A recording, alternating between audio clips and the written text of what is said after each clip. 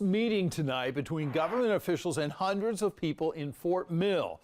The point of contention, a factory that creates and makes solar panels. Many in the crowd were deeply concerned over the use of hazardous chemicals and the impact on their community. WBTV's Ron Lee was at tonight's meeting and joins us now live from South Carolina with more.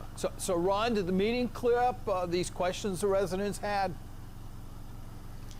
John, actually, that was far from it. It got pretty emotional at times for a lot of the people inside of that building behind me. As a matter of fact, when someone would ask a question, when anyone would ask a question, they would get pretty much the same response.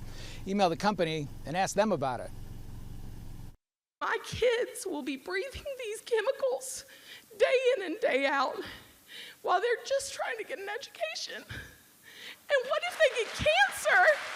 Impassioned concerns from close to 200 people in attendance tonight, trying to get any information they could about what they say could potentially be a major problem when a solar panel company starts operation. None of you are going to agree that you're getting what you need. Tonight's town hall in the auditorium of Catawba Ridge High School was hosted by Congressman Ralph Norman to discuss the safety of the project, and he took much of the heat during the meeting. I will end the meeting if we're going to hear more shouting. Either walk out or listen or leave, one of the two.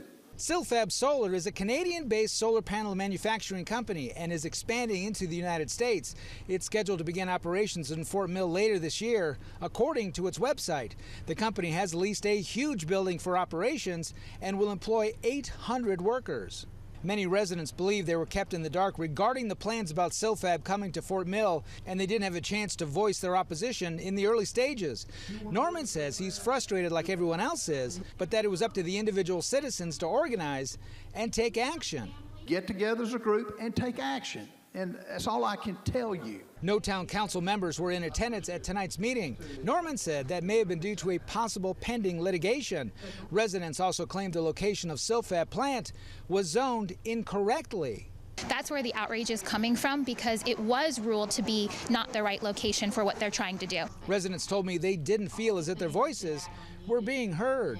I'm sick about this. I think it's going to do a terrible thing to this community. There was seemingly a lot of runaround. Residents say they vow to fight on until they get a resolution they can accept. But we're not giving up. I'm prepared for the long haul, and I'll see you in court.